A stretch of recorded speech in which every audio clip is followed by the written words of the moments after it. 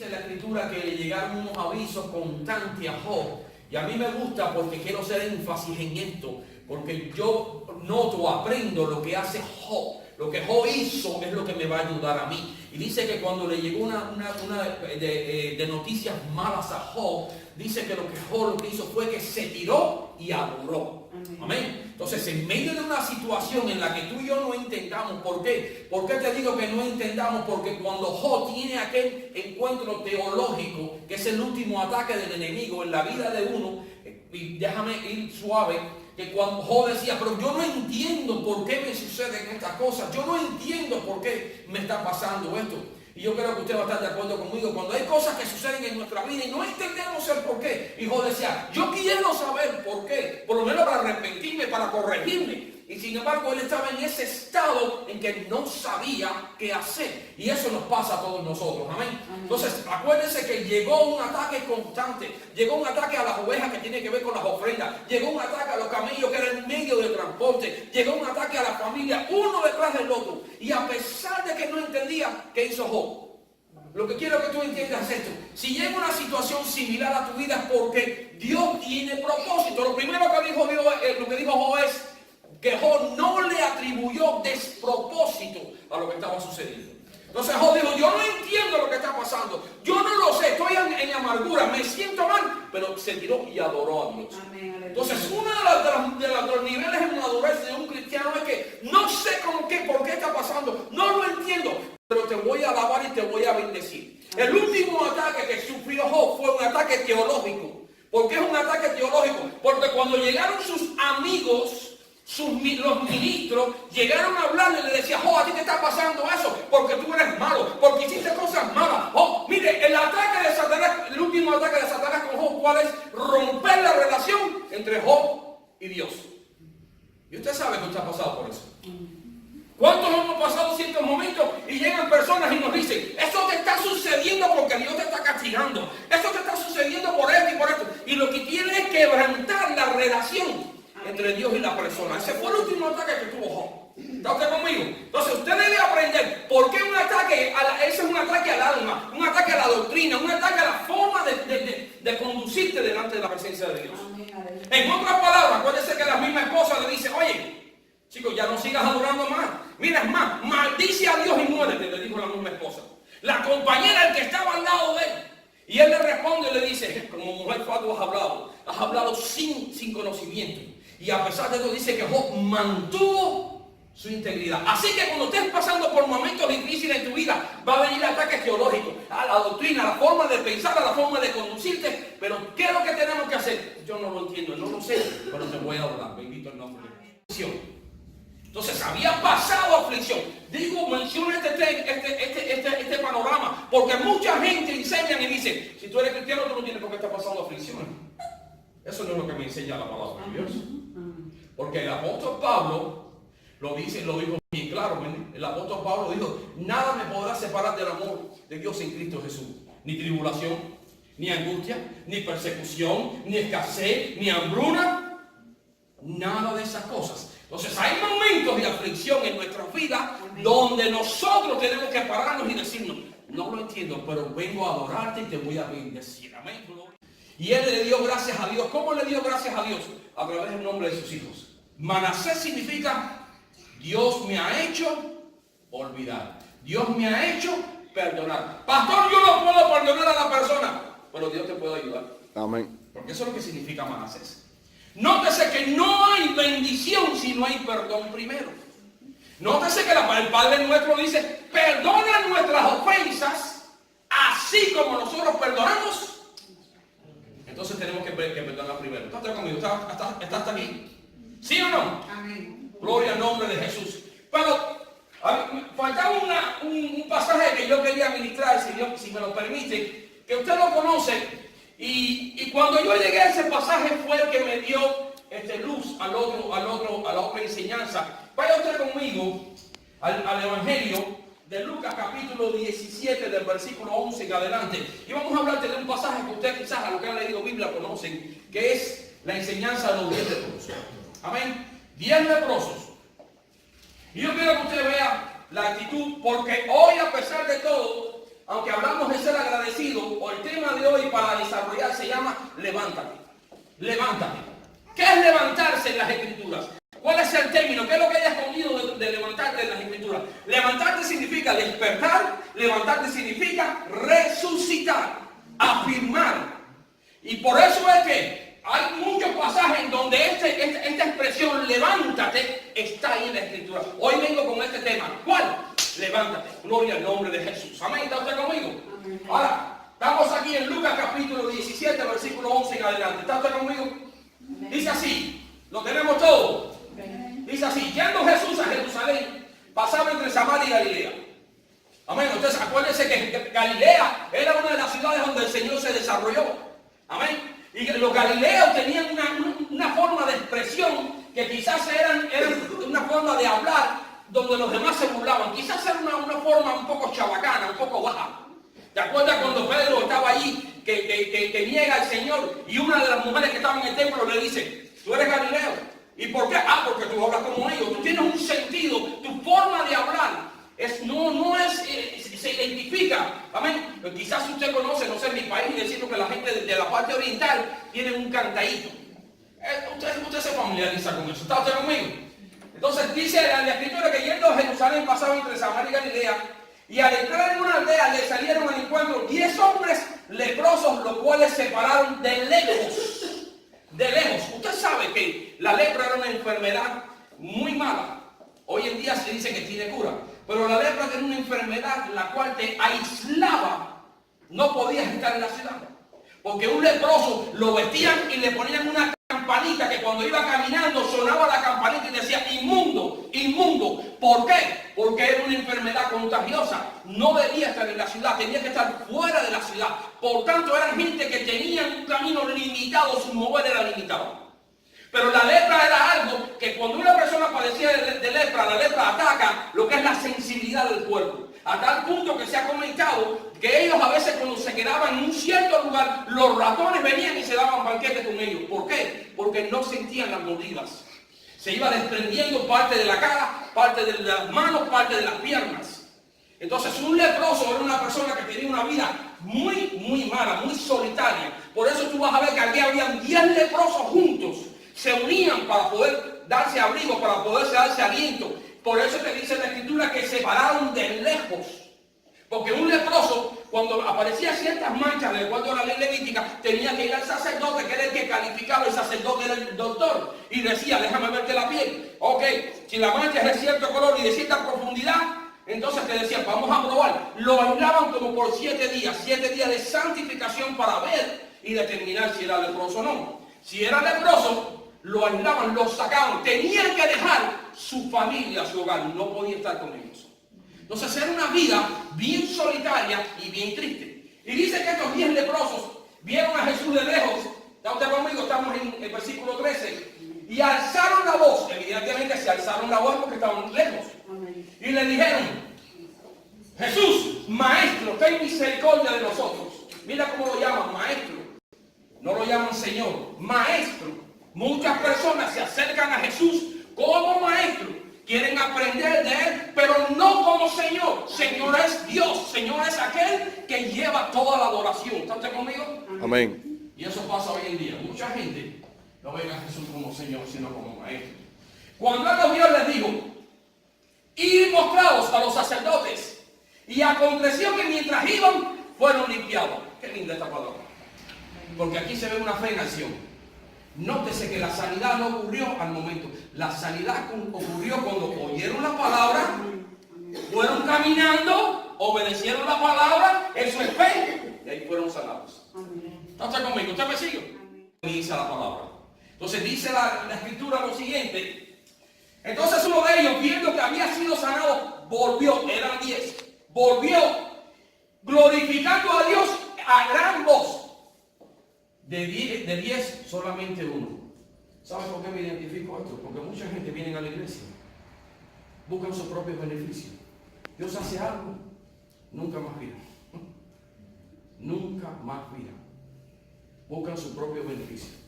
Gente que cuando tienen un problema se acuerdan de Dios, pero cuando tienen el beneficio vuelven a caer en la idolatría. ¿Qué es la idolatría? En su propio yo.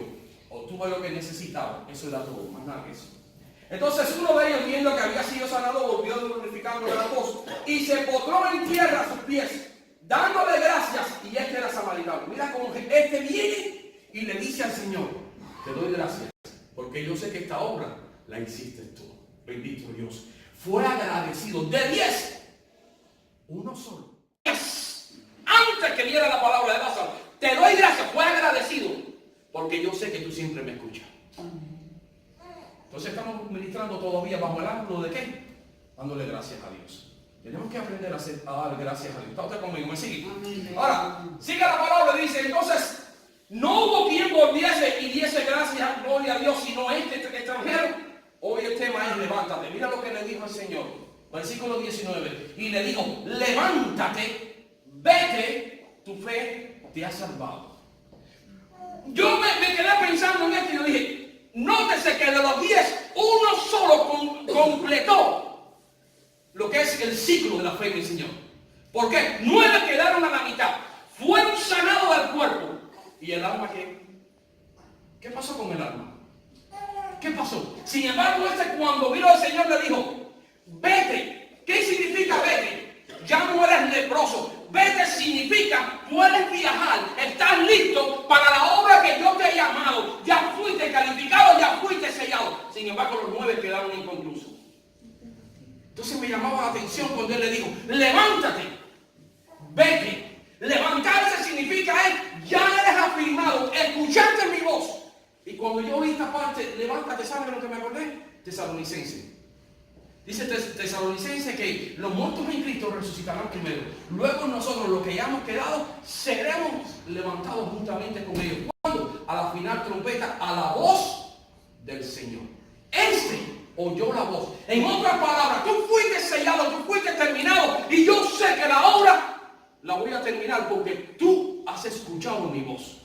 Levántate, en muchos de los sentidos es: escucha mi voz, y por la voz mía, por las enseñanzas mías, dice el Señor, tú vas a resucitar. Cuando una persona viene a Cristo, está muerta espiritualmente.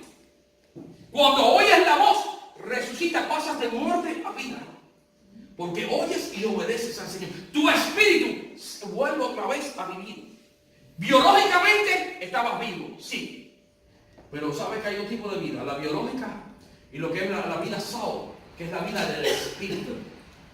Y cuando yo veía esta palabra, que me quedé así, yo dije: levántate. Entonces dije: bueno, vamos a investigar cuántos pasajes hay en la Escritura que tienen que ver con levántate. ¿Y cuándo ocurre esto? ¿Cuándo suceden estas cosas? Y ahí fue donde empecé específicamente a investigar un poquito bajo el tema de levántate. ¿Está usted conmigo? Le estoy explicando de dónde salió este mensaje: levántate. Vengo a decirte, Dios quiere para contigo que tú te levantes, que escuches la voz. Solamente puedes levantarte si escuchas la voz de Dios. Entonces, levantarse significa despertar, significa resucitar, significa afirmar. Bien, aquí te voy a enseñar en las Escrituras lo que tú debes hacer cuando uno es cristiano. ¿Qué es lo que uno debe hacer? ¿Qué es lo que hizo Pablo? Porque ahí te ve que Pablo es convertido. ¿Qué es lo que empieza a hacer Pablo? ¿Cómo está la Escritura? Está en lo que es el verbo está en presente continuado, el verbo está en futuro, el verbo está en pasado. Mira lo que dice aquí la palabra. Vaya usted conmigo. Vamos al versículo 9:4. Amén. Hechos 9:4. Primero dice así: cayendo en tierra, oyó una voz que le decía, nótese, cae un Pablo, se levanta un Saulo. Cae un Pablo, que es pequeñez, y Saulo significa el que escucha la voz de Dios. Cae un Pablo, se levanta un Saulo. ¿Entiendes esto? Lo estaba diciendo al revés. Cae un Saulo y se levanta un Pablo. Bien, dice así: y cayendo en tierra oyó una voz que le decía, Saulo, Saulo, ¿por qué me persigues? Mire esto. Mire, entonces él le dijo, ¿quién eres? Mire que Dios le dice, maestro, ¿quién eres? Señor. Señor en inglés, curios, o sea, eres Dios. ¿Quién eres, Señor? Mira, ¿sabes por qué toco este tema? Porque muchas personas dicen, no, si tú no dices esta oración conmigo, tú no te has convertido. Mira, hay muchas maneras de entregar tu corazón al Señor. Amén. Y aquí tú vas a ver una de ellas. Desde el momento que le dice, ¿quién eres, Señor? Mira lo que le dice el Señor, gloria a Dios. Le dice, yo soy Jesús a quien tú persigues. Claro que le estaba persiguiendo a la iglesia. Usted es el cuerpo de Cristo. Y si lo persiguen a usted, están persiguiendo a Jesús. ¿Está usted conmigo? Yo soy Jesús, a quien tú persigues. dura cosa tres cosas contra el aguijón. Y él temblando y temeroso dijo otra vez, Señor con mayúscula, no sé cómo usted lo tiene ahí con minúscula o mayúscula, pero usted tiene que observar todos esos detalles con mayúscula. Señor, sigue diciendo, ¿qué quieres que yo haga? Ahí se ve la entrega. Nótese que este era un Pablo que venía con credencial haciendo lo que él le daba la gana. Pero aquí vemos el cambio. Señor, ¿qué tú quieres que yo haga? ¿Sabes por qué te he puesto? Porque yo lo he tocado muchas veces, pero estoy dando Biblia. Si vas a tomar una decisión, no, esta decisión la voy a tomar. Sin embargo, Pablo le dice, espérate un momentico, yo no voy a tomar la decisión mío. ¿Cuál es tu decisión? ¿Qué tú quieres que yo haga? Mire qué lindo, gloria a Dios. Y sigue diciendo la palabra de Dios, sigue diciendo de esta manera. Y el Señor le dijo, levántate, aquí está, levántate y entra en la ciudad. Óigame, aquí viene esta palabra. Yo quiero que usted se la fije. Y se te dirá lo que debes hacer. En otras palabras, ya tú no te perteneces a ti mismo. Se te va a decir lo que tú vas a hacer. Se te va a decir lo que tú debes de hacer. Si tienes que tomar una decisión y tú tienes al Señor como el Señor de tu vida, tienes que pararte y decirle, espérate un momentico, Señor. En mi corazón yo quiero tomar esta decisión. ¿Es correcta para ti? La dirección te va a marcar una ruta. ¿Está usted conmigo? ¿Sí o no?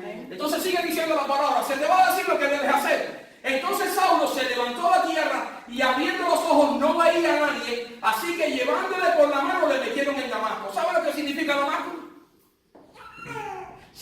Damasco significa olor fragante. Pablo, voy a trabajar contigo en Damasco de tal manera que de ti, en vez de tú oler la muerte porque persigues y matas a los cristianos, tú vas a ser un tipo de fragancia que vas a ser grato delante de mis ojos. Voy a trabajar contigo de una manera tal que delante de mí vas a ser grato. Tú vas a ser como una ofrenda grata. ¿Sabes lo que significa Damasco? Soplo. ¿Qué significa Damasco? Déjame leerlo aquí. Dice, alentar, soplar. ¿De qué me estás hablando? ¿Te acuerdas cuando el Señor creó al hombre que dice que sopló aliento de vida sobre él? En otras palabras, las palabras que van a salir de tu boca, Pablo, o sea, Saulo, van a ser palabras de aliento que edifican a la persona que te escucha. Ya no lo vas a amenazar más. Pero ¿dónde sucede eso? En Damasco. En Damasco lo iban a trabajar, en Damasco lo iban a formar. Por eso es que yo menciono Damasco en ello. Entonces, déjame seguir leyendo, gloria a Dios. Sigue diciendo la palabra en el 9, donde estuvo 3 días sin ver y no comió ni bebió. ¿Qué fue lo primero que hizo? ¿Cuál fue el primer paso de un cristiano aquí? ¿Sabe cuáles son los primeros pasos de un cristiano? Ayuno y oración. Pastor, yo quiero hacer algo en la iglesia. Pastor, yo quiero... No. Lo primero que tienes que hacer es tirarte de rodillas, leer la palabra, comer la palabra, ayunar y orar. Aquí está, en las Escrituras. Eso es lo primero que tiene que hacer un cristiano. No a veces vienen a la iglesia como, yo quiero como que servir para estar entretenido. No, lo primero que tienes que hacer es desarrollar el sacerdocio en tu vida. No menciono lectura porque Pablo sabía y tenía palabra de Dios dentro de él. ¿Qué hizo Pablo? Ayunar y orar. Esos son los primeros pasos de un cristiano. Los primeros. Entonces, mire esto. A mí me gusta mucho porque cuando uno ora y ayuna, ¿sabe que la misericordia de Dios se tiene sobre tu vida? Pastor, ¿por qué usted dice eso? Porque Ananías, al que Dios le habla, significa misericordia de Dios. Ananías significa misericordia de Dios. Déjame seguir. ¿Está conmigo? Lo oigo muy en silencio. Dígame que sea un amén y gloria a Dios. Bendito el nombre de Jesús. Mira lo que dice la palabra. Versículo 9, versículo 10. Había entonces en Damasco un discípulo llamado Ananías, a quien el Señor dijo en visión: Ananías, Ananías. Y él respondió: heme aquí, Señor. Versículo 11. Y el Señor le dijo: levántate. En otras palabras, Ananías, afírmate. ¿Por qué? Dije que levantar significa resucitar, despertar, afirmar. ¿Por qué aplico afirmar en Ananías ahora? Porque cuando a Ananías le dijeron: vas a ir a ministrarle a Saulo, el que perseguía a la iglesia, Ananías dijo: no. Yo sé quién es ese hombre.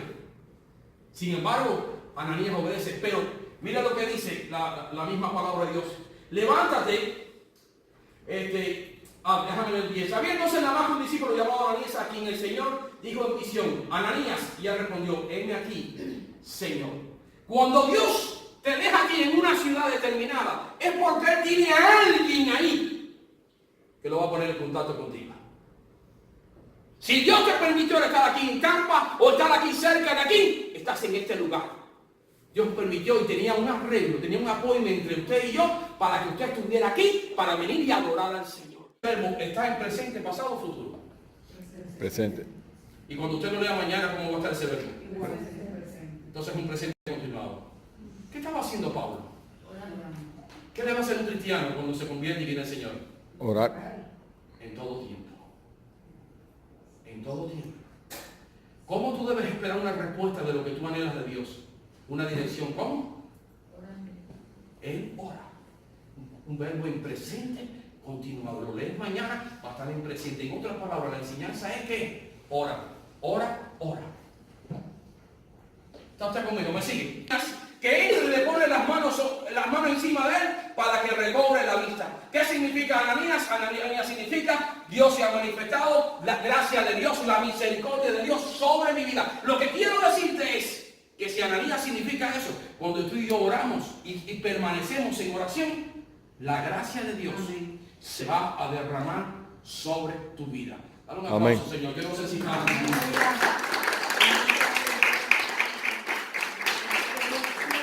Señor, para ti, levántate. Levántate. Mire, escúchame una cosa. Levantarse no es una sugerencia. Levantarse es una orden de Dios. No es una sugerencia. Cuando tú entiendes que Dios te dice levántate, es porque Él sabe que tú puedes y porque Él te va a apoyar. Marcos capítulo 5, versículo 21. Gloria a Dios. Y aquí me gusta mucho. Marcos me gusta mucho. ¿Sabes que a mí, para Marcos, el Evangelio de Marcos me gusta porque Marcos era un clásico evangelista? ¿Sabes que Marcos no empieza a hablar de genealogía, no entra en esto, que si fulano, vengano? Marcos era una persona que te decía, ¿sabes qué? El Señor hizo esto así y directamente. No da mucha vuelta. Y Marcos es uno de los discípulos que hablaba y enseñaba las cosas rápidas. Es más, él toca cosas que muchos evangelios no tocaban. ¿Está usted conmigo? ¿Bajo qué tema estamos ministrando hoy? Levántate, ¿verdad? ¿Qué significa levantarse? Despertarse. Despertar, ¿qué más? Despertarse, afirmar, resucitar. Amén. ¿Está usted conmigo? Dice así, pasando otra vez Jesús en una barca a la otra orilla, se reunió alrededor de él una gran multitud y él estaba junto al mar. Y vino uno de los principales de la sinagoga, llamado Jairo, y Jairo significa el que Dios despierta. El que Dios despierta. Jairo significa luz en el hogar. Mire esto. Pero ¿quién era Jairo? ¿Sabe quién era Jairo?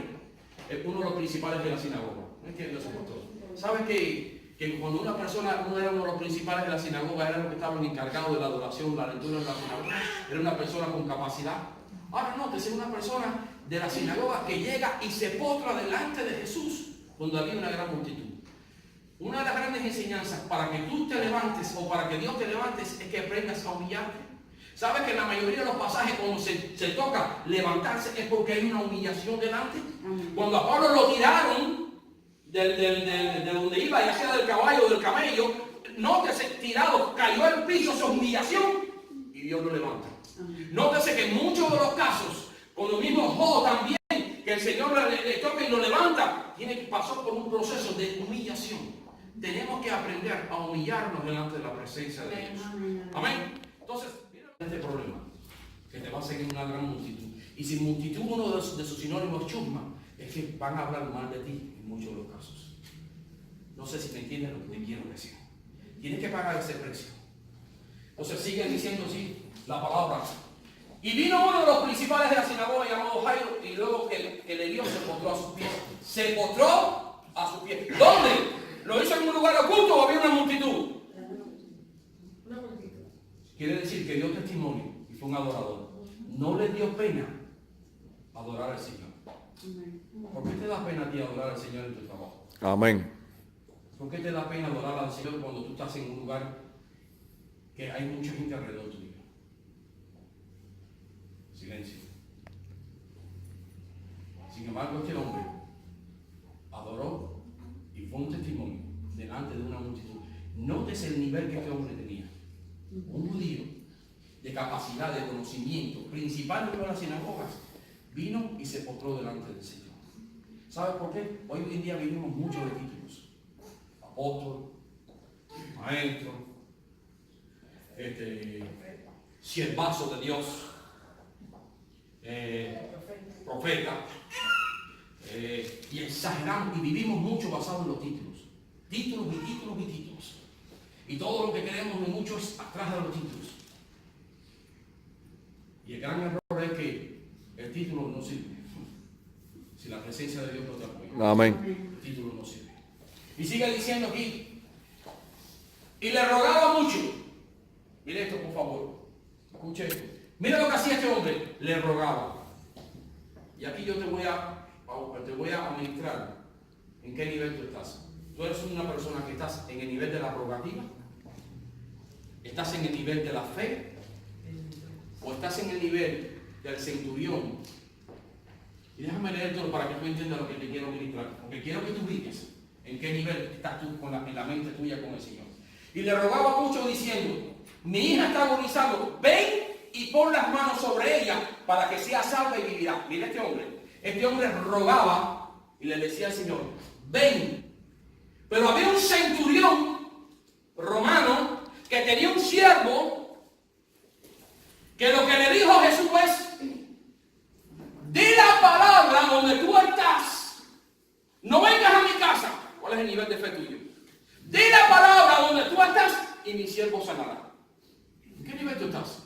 ¿En el que tú necesitas que el Señor venga a tu casa? ¿O tú estás en el nivel que le dices al Señor, yo no soy digno que entres a mi casa, pero yo sé que la palabra tuya es de autoridad? Donde tú estés, di la palabra. Dice que mi siervo sanará. Nótese los dos niveles de fe. No sé en cuál tú estás. Este necesitaba que él viniera a la casa y poniera las manos sobre su hija. Pero te voy a poner otro nivel de fe diferente. Déjame seguir ministrándote un momentito. Fue pues con él y le seguía una gran multitud y le apretaban.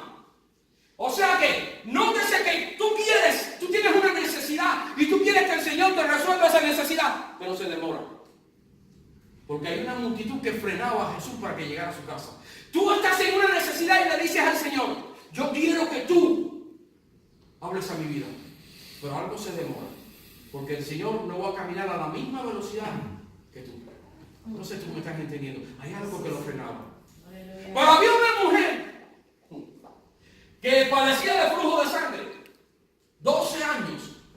Nótese la fe de esta mujer. Este era un hombre de rogativas. ¿Qué es rogativa? Insistir en una petición. Eso es rogativa. No sé en qué nivel tú estás. El centurión le dijo al Señor, yo no necesito que tú vengas, yo quiero que tú digas la palabra. Pero esta mujer de flujo de sangre oyó, no vio, no sintió, oyó que Jesús sanaba a la gente. ¿Sabe que el Levítico prohibía que una mujer de flujo de sangre, dice en otras escrituras que el flujo de sangre era hemorroide, ella padecía de hemorroides? ¿Sabe que el Levítico prohibía que una mujer que estuviera con su menstruación saliera de su casa? Que si salía, la apedreaban y podía morir. Ahora vamos a ver la forma de pensar de esta mujer. Nótese le rogaba al Señor. El otro le dijo, al otro ni lo vio, porque aquí Jairo lo vio, por el centurión mandó a los ancianos y le dijo, da la palabra. Son dos niveles diferentes de fe. Pero esta mujer oyó de Jesús y me gusta mucho. Porque si Levítico decía que una mujer que padecía de flujo de sangre podría ser apedreada, le costaba la vida. Yo siempre he dicho que un hombre y una mujer de fe tienen que pagar un precio. Amén. Esta mujer, por favor, entiéndame bien, había una multitud.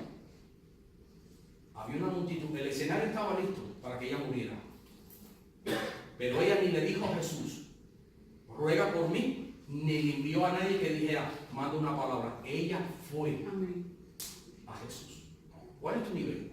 ¿Tú estás en el nivel de rogativa? ¿Estás en el nivel que tampoco quieres ver así, pero le dices al Señor, manda la palabra? ¿O tú eres de lo que dice esta mujer? Que va en busca, acciona en busca de lo que necesita. O tomas la fe, obedeces la palabra que te está condenando. Entonces, esta mujer era una mujer de fe que actuó, no le dijo, yo te ruego, no le dijo, envía una palabra. Ella fue en busca de la acción. Nótese los tres niveles de diferencia que hay. Amén, aleluya. Ella actuó y llegó y dice que tocó el borde de su manto. ¿Sabe qué significa tocar el borde de su manto? ¿Sabe que en el manto de un maestro estaban unas filacterias y las filacterias representaban los mandamientos de Dios? En otras palabras, cuando ella tocó la filacteria, dijo, yo creo los mandamientos de Dios, yo los obedezco. Y tocó, porque ella dentro de ella pensaba de una manera diferente. Ella decía, si solamente tocara el borde de su manto, yo voy a ser sana. Gloria a Dios. Nótese la forma. Enfrentó la muerte, enfrentó una multitud y aún así arrebató al Señor. Y solamente una persona puede hacer eso cuando el Espíritu de Dios la guía. Murió la niña. Murió la niña. Llegó alguien de la casa, de la misma casa, alguien de confianza. Por tanto, la palabra era firme, era certera. No era alguien del barrio que dijo, bueno, se equivocó. No, alguien de la casa. Le dijo, ¿sabes? Tu niña ha muerto. Ya no molestes más al maestro. Ya ha pasado esto cuando tú estás adorando. Y tú has insistido, insiste y algo se demora. Y alguien llega y te dice, ya no insistas más. Tú no ves que el Señor no te responde. Deja eso. Ya no insistas más. Es la voluntad de Dios. Pero sigue diciendo la palabra así de esta manera. Gloria a Dios. Aleluya. Jesús le dijo, cuando oyó lo que decían, dijo al principal de la sinagoga, no temas. No dejes, en otras palabras, no temas. No dejes que esa palabra que te dijeron de tu hija entre miedo dentro de ti. No temas. No te atemorices. No te agobies. Sino simplemente le dijo. Por eso yo hablo mucho aquí de la fe y del sentir. No temas porque el temor es un sentimiento negativo. No deja que eso gane terreno en ti. Le digo, simplemente cree la palabra. Si Él te ha dado una palabra y Él está caminando contigo, pastor, ¿y cómo yo sé que Dios está caminando contigo? Porque hay circunstancias que tú vas a ver, que aunque sea poquito a poquito, vas a ver que empiezan a abrirse. Y eso te va a dar un conocimiento de que Dios está orando. ¿Cuándo? En el tiempo de Él. Hicimos una oración y le dijimos, no teníamos dinero ni nada. Le dijimos, Señor, queremos que tú nos suplas todo. No tenemos dinero. Y de acá de Estados Unidos, creo que nos mandaron un vestido. Empezaron poquito a poquito a aparecer las cosas. Nótese, poquito a poquito. Ahí fue donde empezamos a observar y decir, Dios está en el asunto. No en el tiempo mío. ¿Te acuerdas cuando le dijeron a Pablo? Se te dirá lo que debes hacer. En el tiempo de Dios, Dios te va a decir, yo estoy obrando. Solo déjame obrar en el tiempo mío. Pero ¿sabes qué es lo que hizo? Que cuando el Señor llegó a la casa, por favor, aprende de este pasaje porque hay muchas enseñanzas en esto. Sigue diciendo la misma escritura, dice en el versículo 36, pero Jesús luego que oyó lo que se decía, dijo al principal de la sinagoga, no temas, cree solamente. Y más adelante le sigue diciendo, dice, y no permitió que le siguiese nadie, no permitió que le siguiesen los demás discípulos, solamente 3 discípulos de ellos. Cuando tú vas a hacer una obra de Dios, que Dios te manda, no lleves a gente que no están capacitada, que no entienden la obra a la que Dios te ha llamado, porque te van a hacer de todo. Amén. ¿Aló? ¿Por qué dice la escritura? No andarán dos juntos si no están de acuerdo. Entonces, ¿qué vas a hacer? Tienes que llevarte gente que tengan un entendimiento de la obra que Dios te ha mandado. Porque te van a hacer de estorbo, te van a atrasar.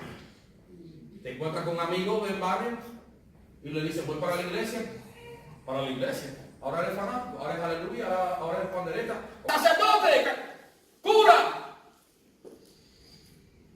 Pastor, yo te no lo dolía, claro que me dolía. Pero tenía que seguir adelante. Había tomado una decisión. Dios me había levantado. Tenía que tomar la decisión. ¿Te acuerdas que hablamos el domingo pasado de lo que estamos junto al camino? El que está junto al camino es indecisión. O estás en el camino o estás junto al camino. Amén. Entonces sigue diciendo aquí la palabra. Y no permitió que nadie le siguiese, sino Pedro, Juan y Juan, el hermano de Jacobo. Y vino a casa del principal de la sinagoga y vio el alboroto en lo que lloraban lamentando mucho. Déjame seguir más adelante para que usted no se me duerma ya.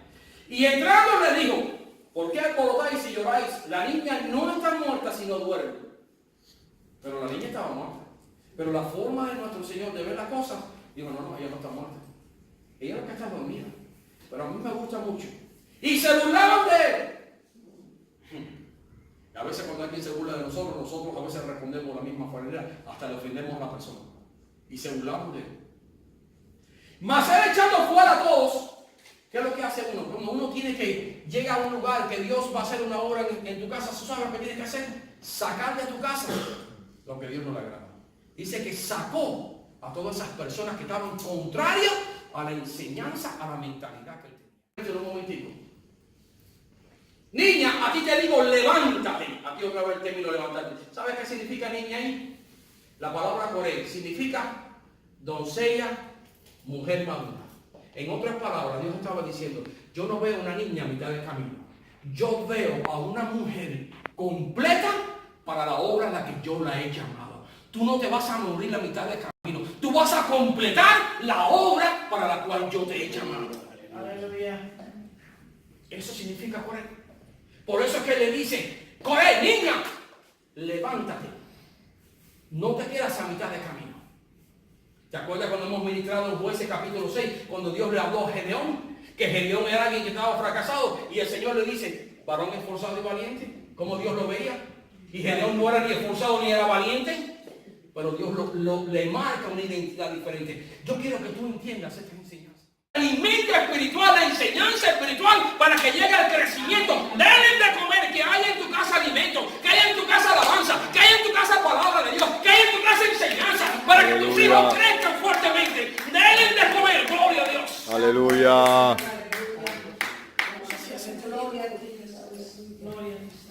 Pero no puedes darle de comer a tus hijos si tú, como padre, no te dejas enseñar por el Señor. Ponte sobre tus pies, voy a hablar contigo. Que el Señor te dice, ¿sabes qué? Ven tú, a donde estoy yo. Se lo dijeron a Moisés. Moisés, ven y sube al monte. Dijeron, ven y sube al monte. Entonces hay momentos en que estamos esperando. Señor, ven tú a mí, ven tú a mí. Dios te está diciendo, no. Ven tú a mí. Ven y búscame. Ven y búscame. Ven. Gloria al nombre de Jesús. Yo no sé si la palabra hoy te ha ministrado. Amén. Pero como término, ser agradecidos y levántate. Y quizás tú me dices, bueno, pastor, por esa palabra quizás no es para mí, pero te vas a encontrar con alguien en el camino que le vas a decir, ¿sabes qué? ¿Sabes cuál fue la palabra que me dieron en la iglesia? Levántate, te la doy. ¿Sabes lo que significa levantarse? Significa que es necesario que tu espíritu se despierte de ese letargo, de esa bobería en que estás. Es necesario que tú resucites. Es necesario que tú seas afirmado por la palabra de Dios.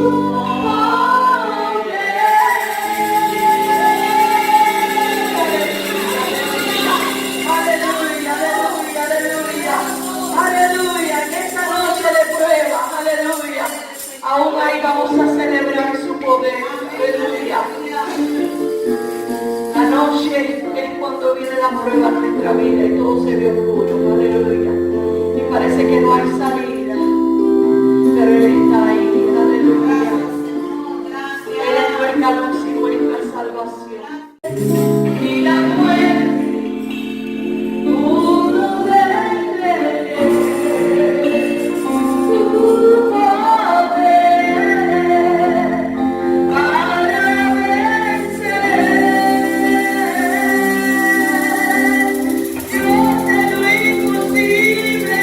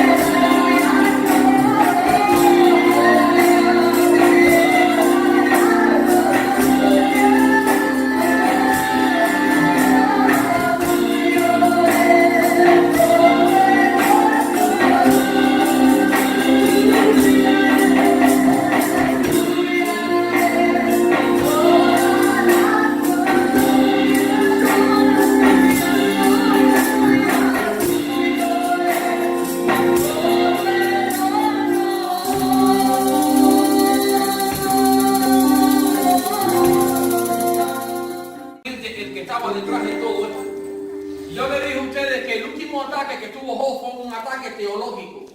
Porque los amigos Job, todo lo que decían era una teología, tú eres culpable, era una teología de condenación.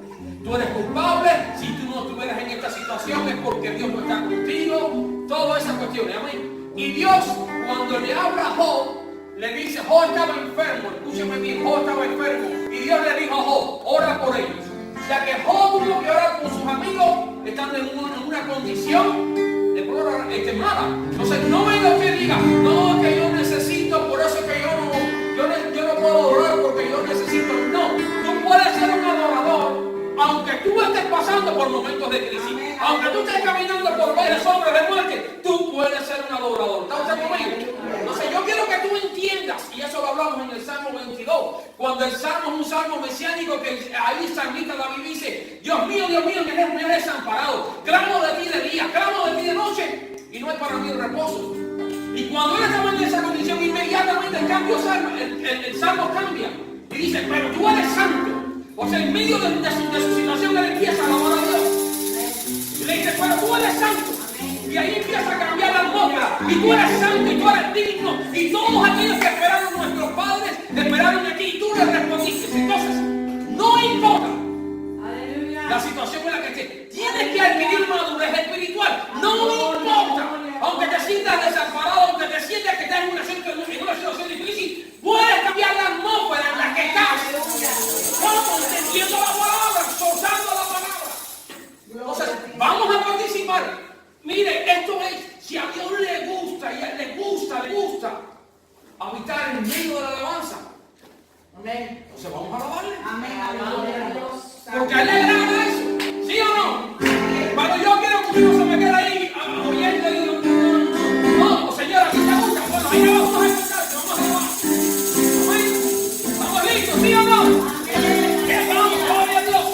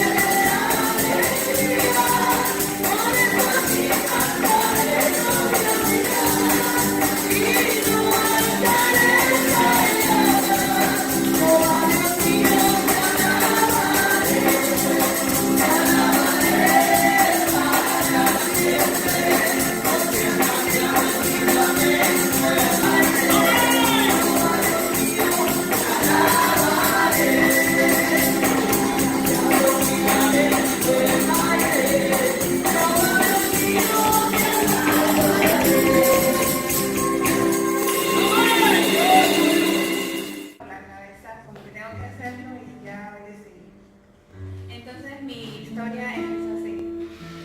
El día 11 de octubre tuve a mi segundo hijo mediante cesárea y todo transcurrió normal. Ya a las horas, cuando me envían a habitación, me empiezo a sentir muy mal. Las enfermeras me cambiaban a cada rato las vendas de la cesárea porque la herida no paraba de sangrar, lo cual no es normal. Pero igual pasé toda esa noche así.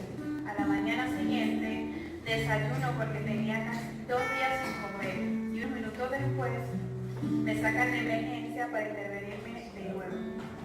En ese momento sabía que algo andaba muy mal y justo antes de que me operaran recuerdo encomendarme a Dios y le dije: Dios mío, en tus manos me encomiendo, Padre. Te pido por favor que seas tú el que guíe esta operación, Señor. No permitas que nada malo me pase.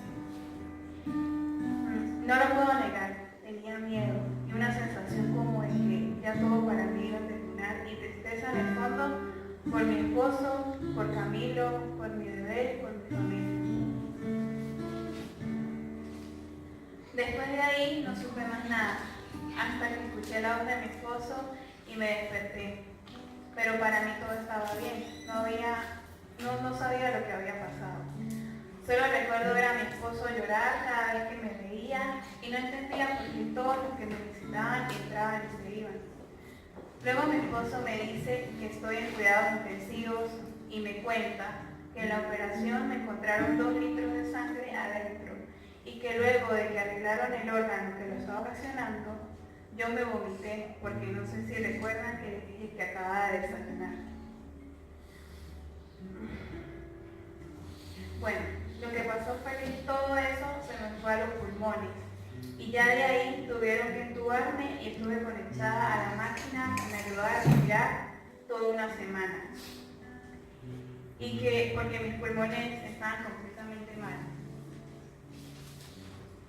Y es impresionante como en esa semana iba mejorando día tras día de una cosa diferente hasta el punto de que el último día me desconectaron de la máquina y por fin me levanté a caminar y pude comer. Ahora, ya que les conté esto, quiero contarles los sueños que tuve cuando estuve ahí. En total fueron 3 sueños. El primer sueño fue verme en el fondo del mar y en el fondo del mar había un hombre que gritaba, pero no emitía sonido alguno. Y él se estaba arrancando la piel desde la cabeza a los pies. Una vez hizo eso, había un Cristo en la cruz y empezó a mover sus piernas para correr. Y cuando corrió, él llegó a una mujer y la envolvió, y lo que a ella la envolvió fueron unos brazos, completamente como si fuera un vestido, cuando uno los vea, puros brazos. Este sueño lo interpreté días después cuando regreso de nuevo a la iglesia y vi que detrás del pastor estaba este cuadro. Me acerqué para verlo y vi que dice nacido de nuevo y ahí todo tuvo sentido. El siguiente sueño fue verme en el fondo de un pozo y arriba del pozo estaba el doctor y la doctora que me operaron. Oía a la gente decir, vamos Andreita, tú puedes. Eran muchas voces, pero de todas ellas reconocí a una, y es de una señora que aprecio mucho. Y del cielo cayó una soga al fondo del pozo, pero en ese momento me tenía abrazada una gorila, y ella al ver la soga me miró y me soltó para que yo subiera. El último sueño era verme pasando por distintos lugares, por casas, y veía a la gente que me miraban y gritaban, pero tampoco emitían sonido, y extendían sus brazos como queriendo darme ese aliento, ese respiro. Y para mí son todas aquellas personas que estaban orando por mí. Ahora yo les digo a todos ustedes que para Dios no hay nada imposible. Amén. Y que todo en esta vida tiene un propósito. Y ese era el propósito que tenía para mí. Amén. Y le doy gracias a todos ustedes que oraron por mí. Estoy muy agradecida de verdad y gracias por haberme escuchado. Amén. Quiero hablarte de lo que es ser un siervo, pero ser un siervo tiene que ver con muchas cosas. Usted a la misma vez, usted es templo de Dios, usted es siervo de Dios, usted es un ministro de Dios, inclusive también eso incluye a las mujeres, gloria al nombre de Jesús. Pero dice ahí en 1 Corintios 3:16 en adelante al 17 mayormente, y después vamos a pasar a 1 Corintios 6:16, y usted entienda la importancia de por qué se ministra esta palabra, gloria a Dios, y que usted lo pueda ser afirmado en ello. Ya lo tenemos, 1 Corintios 3:16, Nuevo Testamento. Y una y otra vez hemos ministrado esto. Ahora, préstame atención acá. La palabra de Dios enseña mucho y eso yo lo he estado buscando y ministrando porque yo lo hice en mi hogar y tenemos base en ello. Las iglesias en el Nuevo y en el Antiguo Testamento, las iglesias fueron fundamentadas en el hogar. Señores, no había, antiguamente, si usted ve y lee la historia de Génesis, no había sinagoga cuando aquello, no había templo. Los templos eran las casas. Eran las casas. Y es muy bonito cuando usted entiende esto, porque hay una historia de un siervo de Dios llamado Obed-Edom. Obed significa siervo. Y Edom era el lugar donde él vivía, donde hubo una situación que David viene a buscar el arca, que es la que simboliza la presencia de Dios. Y David viene a buscar el arca y traerla a donde él vive. Entonces es muy bonito tener nosotros presencia de Dios en nuestros hogares, porque ahí lo enseña y dice que Obed-Edom, cuando traen el arca a su casa, dice que en 3 meses la casa de Obed-Edom fue una casa bendecida, una casa completamente bendecida. Entonces, cuando estamos ahí hablando de templo, yo quiero que usted entienda y usted marque esto en su Biblia si usted quiere, pero la palabra de Dios dice así, en 1 Corintios 3:16, no sabéis, mira lo que le dice Pablo, no se lo está diciendo a las paredes, se lo está diciendo a las personas, dice, no sabéis que soy templo de Dios y que el Espíritu de Dios mora en vosotros. Entonces la Biblia te está diciendo que cuando uno nace de nuevo, uno se convierte en templo de Dios. ¿Por qué es importante esto? Porque cuando usted mira a través de las Escrituras lo que sucedía en los templos, eso le va a usted ubicar y decir, esto es lo que yo necesito en mi vida. ¿Qué es lo que había en los templos? Sin embargo, cuando una de las cosas que más había en los templos, que a mí me gusta mucho, es la alabanza. Dios había levantado 3 personas en el Antiguo Testamento. Uno era llamado Asaf, el otro era llamado Jedutún y el otro era llamado Edom. Eran hombres que sabían y entendían que tenían que mantener la alabanza en el templo todo el tiempo. Yo te voy a dar la base escritural. Por eso es que hoy vengo diciéndote desde un principio, necesitas entender que si tú eres templo de Dios, y tú buscas en el Antiguo Testamento y aún en el Nuevo Testamento, ¿qué es lo que había en los templos? Tú tienes que decir, espérate un momentico, yo necesito traer esto a mi vida porque yo soy templo de Dios. Amén.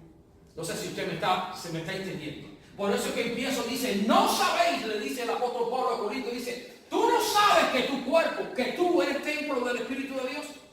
Entonces dentro de ti mora el Espíritu de Dios. Tú eres templo. Y si tú eres templo del Espíritu de Dios, permíteme ministrarte un poquito para que podamos entender ciertas cosas. Versículo 17 dice, si alguno destruye el templo de Dios, Dios le destruirá a él. ¿Cómo? Porque el templo de Dios, el cual sois vosotros, santo es. Entonces Dios te está diciendo ahora, espérate un momentico, tú eres templo de Dios. Tú eres templo de Dios. Pastor, ¿y cómo se quiere eso de ser templo de Dios? ¿Qué pasa? ¿Cuál es el cuidado? ¿Por qué yo tengo que prestar atención de que yo soy templo de Dios? Primero te dice que el Espíritu de Dios mora en ti. Entonces, una de las cosas que sigue diciendo más adelante en 1 Corintios 6:16, permíteme leértelo un momentico. ¿No sabéis que el que se une con una ramera es un cuerpo con ella? Porque dice, los dos serán una sola carne. Por eso cuando una persona se va a casar, tiene que investigar con quién se va a casar. Porque te vas a unir con esa persona y los daños de esa persona van a venir sobre tu vida. Beneficios también, pero daños también. Amén. Le he explicado a muchas personas eso. Dice, si tú te unes con alguien que es incrédulo, con alguien que está fuera del Señor, dice que es como una ramera. Y eso también para el hombre, no para la mujer. Entonces dice, eso, cuando te unes a esa persona, tomas, adoptas esa identidad. Dice, eso es lo que el Espíritu de Dios nos enseña. Sigue diciendo, pero el que se une al Señor, y aquí nos ha cantado esa alabanza, el que se une al Señor, dice, un espíritu es con él. Versículo 18 dice, huid de la fornicación. Cualquier otro pecado que el hombre cometa está fuera del cuerpo, mas el que fornica contra su propio cuerpo, peca. Sigue diciendo la Escritura, O ignoráis, estoy en el versículo 19, este es uno de los que más me gusta. O ignoráis que vuestro cuerpo es templo del Espíritu Santo, coma, el cual está en vosotros, coma, el cual tenéis de Dios y que no sois vuestro, en otra palabra, ya el cuerpo no te pertenece. El cuerpo no te pertenece. Vamos a dejarlo bien claro, bien sencillo. No te pertenece. Silencio. Mucho silencio. Sigue diciendo la Escritura. Porque habéis sido comprados por precio. Porque hubo un precio que se pagó por ti y tú lo aceptaste. Ahí lo dice, versículo 20.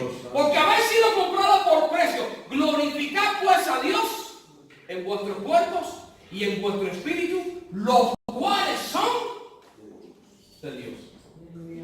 ¿Sabes por qué me gusta citar esto? Porque yo le digo, amén, don Melanie. Entonces, tú tienes que entender eso. Pero dice la Escritura, por cuanto hubo en él decidió, yo le di la palabra, él decidió. Entonces, muchos de los casos que tenemos hoy en día es que leemos la palabra, pero no tomamos ciertas decisiones.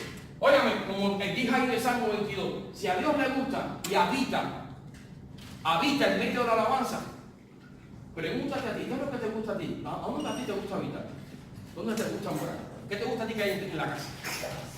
Si le preguntamos a las mujeres, nos van a pedir, porque mi esposa dijo, vamos a acampar, y me dice, sí, me llevas al refrigerador, me llevas a la cama, me llevas al aire acondicionado, el colchón. Entonces a veces le preguntamos, oye, dime una persona, ¿qué es lo que le gusta a él? Dice que a él le gustan esas cosas. Ahora dice así, en el año que murió el rey Usías, vio el Señor sentado sobre un trono alto y sublime, y sus padres miraban el templo. Mire, en el año en que murió el rey Usías, específicamente, Usías, usted sabe bien que Usías muere de lepra. Porque Usías, que significa la fuerza de Dios, y Usa, que yo lo he tratado aquí anteriormente, que significa uno de los hijos de Abinadab, que era el que iba llevando adelante el arca. Cuando David va a buscar el arca, que lo quiere traer a su casa, Usa era uno de los que estaba al lado caminando, cuidando el arca, pero el problema es que el arca se estaba transportando de una manera que a Dios no le agradaba. Y eso yo lo he tocado aquí. La carreta era nueva, los bueyes eran nuevos, los bueyes eran 0 millas también. Si usted lo quiere ver de esa manera, pero el punto era que el arca no se trasladaba así, el arca se trasladaba sobre los hombros de los levitas. Entonces son diseños que tú puedes traer a tu casa, pero que no son diseños de Dios, son nuevos, son bonitos, pero no son de Dios. No sé si usted me entiende. Amén. ¿Qué es Usa? ¿Por qué muere Usa? Porque Usa era uno que quiere traer la presencia de Dios, pero a su fuerza, a su manera. Por eso es que muere Usa. Y Usías llegó un momento en que era fuerza de Dios y fuerza humana. Cuando Usías dice que llega un momento en que él se engrandece y se mete en el templo de Dios y quiere ocupar un ministerio que a él no le toca. Y dice que le salió lepra. Pero me gusta mucho aquí porque dice, en el año en que murió, dice que vi yo al Señor sentado en su templo alto y sublime. Y eso lo había dicho yo, que había en un trono de muerte. Hay momentos en nuestras vidas en que nosotros dependemos de ciertas personas, de la unción o del ministerio de ciertas personas. Y Dios te dice, ¿sabes qué? Ya no puedes poner la mirada en esa persona. Tienes que poner la mirada en mí. Amén. Y es un problema a veces para los ministros, porque a la gente aprende a depender de la unción del ministro. Tú tienes una unción de Dios. Tú eres cuerpo del Señor. Tú tienes que aprender a coger y decirle, esto es lo que Dios me ha dado, esto es lo que yo voy a desarrollar. Y parece que es simplificación. Te voy a poner otro ejemplo bien claro, porque te estoy tocando de una manera rápida. Mire esto otra vez. Josué 1:1. Usted conoce esta historia. Voy a pasar rápido, mira lo que dice.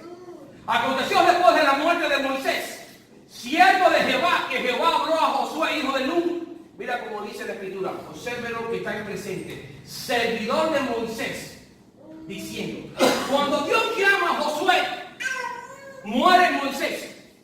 Pero como él estaba tan ligado a Moisés, estaba tan compenetrado con Moisés, porque Moisés era su modelo, el Señor le dice, ya se te acabó el respaldarte y el amontarte en Moisés. Ahora yo te llamo a que tú andes conmigo. Dice que cuando murió Moisés, él lo llamó. ¿Sabes por qué el Señor le dice eso? Déjame leerte lo que dice. Mi siervo Moisés ha muerto. Ahora pues, levántate y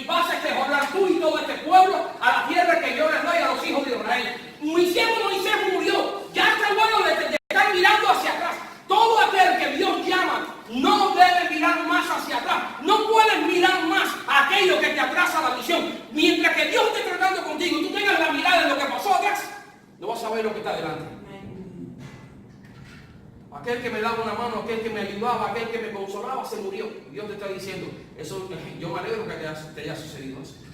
Porque yo te estoy enseñando a que tú dependas de mí. Uno te está hablando de decisión. Dos, te está hablando de que aquellos que están muertos, señores, murió. Ya no miren más las cosas que están muertas. Ya no miren que cuando yo era ya en el pasado, y eso es una costumbre, nosotros a veces cuando nos paramos, todos los predicadores tendemos a mencionar lo que sucedió en el pasado en nuestros países. No, porque allá en Cuba se hacía así, porque ella vivió diciéndote, ya no estás en Cuba, saliste de aquel país y te trajes a este. Tienes que adaptarte a este lugar. Amén. Entonces un siervo, Dios lo llama a caminar y a adaptarse a los lugares donde Dios te llama. ¿Está usted conmigo? ¿Me sigue? Ahora, déjame. Mira lo que dice la misma escritura. Entonces dije, ay de mí que soy muerto, porque siendo hombre inmundo de labios y habitando en medio de pueblo que tiene labios inmundos, han visto mis ojos al Rey Jehová de los ejércitos. Yo no sé si a ustedes le han enseñado esto, pero muchas personas antes decían que si uno estaba en pecado, Dios no te mostraba, Dios no trataba contigo.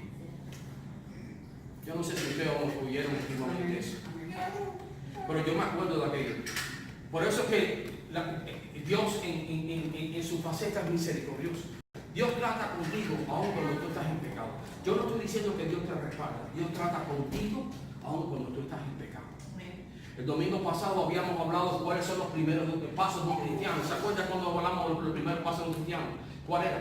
Que cuando uno está en pecado, y eso lo hablamos en Hechos capítulo 9, cuando estaba Saúl, que iba en camino. Me gusta mucho porque Dios se le apareció al que perseguía a la iglesia.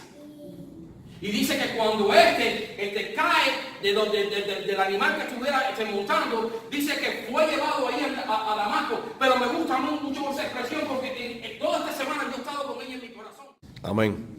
Si tú eres una persona que todo el tiempo está con palabras negativas, tienes labios corruptos. ¿Sabes por qué? Te falta dirección. Me parece que eres una persona que no lleva epístola contigo, no lees. Por eso que el apóstol Pablo, cuando iba a ciertos lugares, le decía a sus discípulos, traigan conmigo las cartas que dejé en este lugar. Tráigalas conmigo, gloria a Dios. Porque ahí está toda la información que se necesita. Gloria al nombre de Jesús. Ahora, habíamos tocado un momentico lo que era el Caleb. Dice que Caleb tomó la decisión. Cuando usted observa un poquitico sobre la historia de Abraham, que yo lo he tocado anteriormente, Abraham tiene un siervo que se había criado en su casa. Mire, si usted no va a una iglesia y pertenece a una iglesia, usted no tiene casa. No tiene casa. A mí me llama la atención una persona, no me gusta mencionar, pues esto fue un hecho que yo le dije, ¿y tú no te congregas? Y él me dijo, no, Jehová es mi pastor, yo no tengo pastor ninguno. Si nosotros no reconocemos autoridad terrenal, no vamos a reconocer la autoridad celestial. No es cierto. Sin embargo, vemos a un policía y entonces sí lo respetamos. Porque la autoridad es impuesta y impedida. Amén. Entonces, gloria al nombre de Jesús.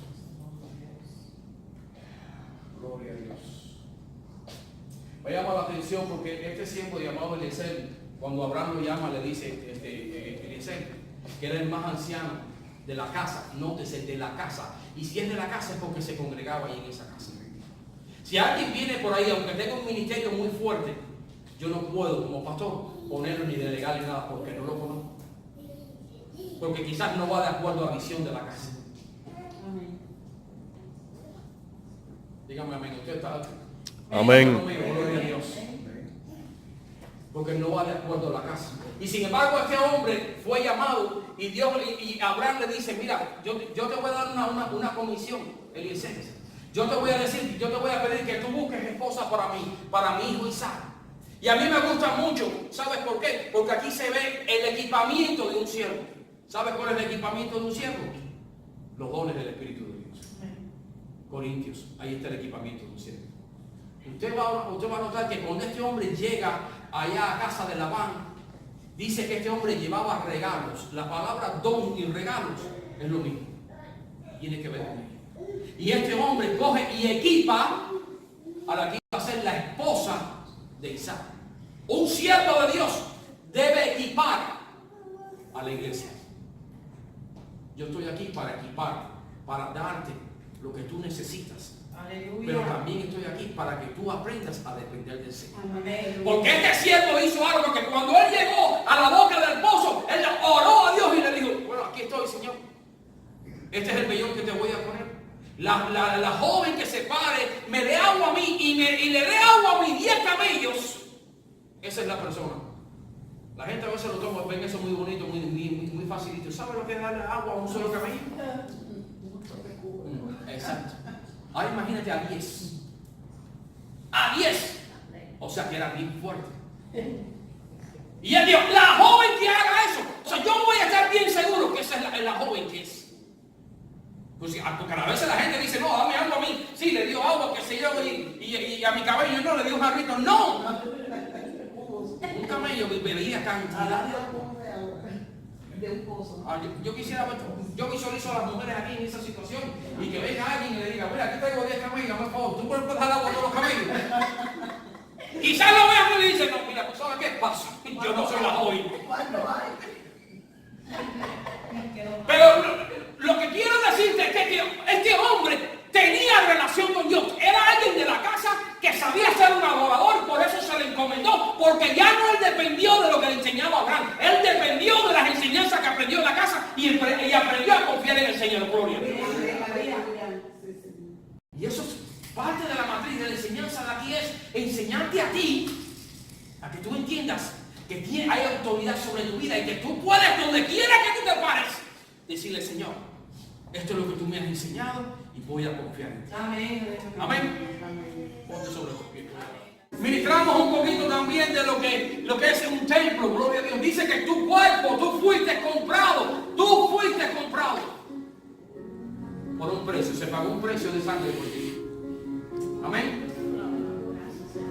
¿Sabes por qué ministro esto? Porque hay personas que toman decisiones y no entienden que ya tú le perteneces al Señor.